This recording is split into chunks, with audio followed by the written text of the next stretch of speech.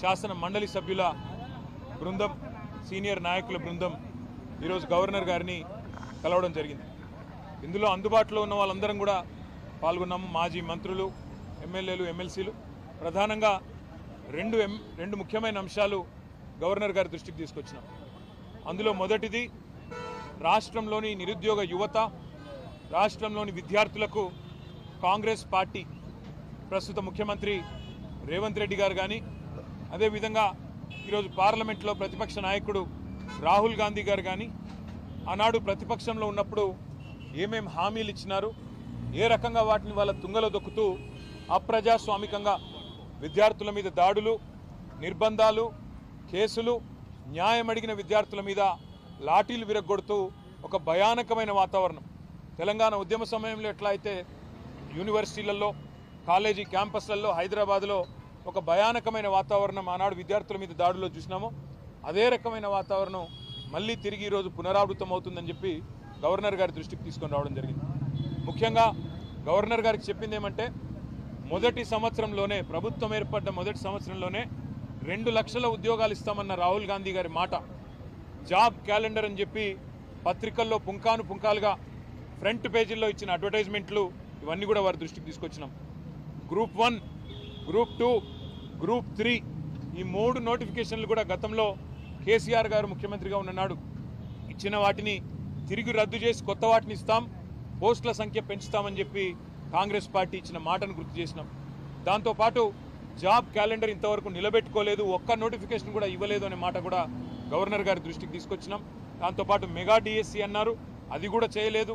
నిరుద్యోగులకు నిరుద్యోగ భృతి ఇస్తాం, 4000 ఉద్యోగం దొరికే వరకు అన్నారు, అది కూడా చేయలేదనే మాట కూడా గవర్నర్ గారి దృష్టికి తీసుకొచ్చినాం.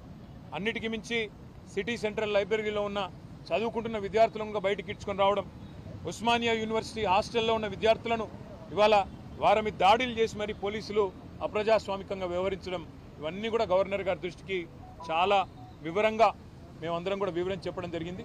గవర్నర్ గారు చాలా గట్టిగా స్పందించినారు. హోమ్ సెక్రటరీని నేను పిలుచుకుంటాను, తప్పకుండా అన్ని వివరాలు అడుగుతాను, విద్యార్థుల మీద ఈ రకంగా జరగడం మంచిది కాదు అని కూడా వారు అన్నారు.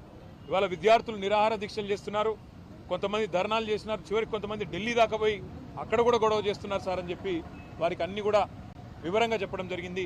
తప్పకుండా నేను స్పందిస్తాను, గవర్నమెంట్కు ఈ విషయంలో తప్పకుండా అడుగుతాను అని చెప్పి కూడా గవర్నర్ గారు చెప్పడం జరిగింది. రెండవది, ఈ రాష్ట్రంలో జరుగుతున్న రాజ్యాంగ హననం ఏదైతే ఉన్నదో, పార్టీ ఫిరాయింపుల నిరోధక చట్టాన్ని తుంగలో దొక్కుతూ మరి కాంగ్రెస్ పార్టీ ఏ రకంగానైతే ఈ రాష్ట్రంలో ఇప్పటికే 10 మంది బీఆర్ఎస్ ఎమ్మెల్యేలని, 8 మంది బీఆర్ఎస్ ఎమ్మెల్సీలని తన పార్టీలో చేర్చుకున్నదో కూడా గవర్నర్ గారికి సోదాహరణంగా వివరించినాం. మేము ఇప్పటికే న్యాయ పోరాటం చేస్తున్న విషయం కూడా గవర్నర్ గారికి చెప్పాం. స్పీకర్ గారిని కలిసి అభ్యర్థించింది కూడా చెప్పినాం, తేదీలతో సహా. ఒక అభ్యర్థి అయితే ఖైరతాబాద్ ఎమ్మెల్యేగా బీఆర్ఎస్ టికెట్ మీద గెలిచి మొన్న పార్లమెంటు కాంగ్రెస్ టికెట్ మీద పోటీ చేసిన విషయాన్ని కూడా వారికి సోదాహరణంగా చెప్పడం జరిగింది. గవర్నర్ గారు ఆ విషయంలో కూడా స్పందించారు.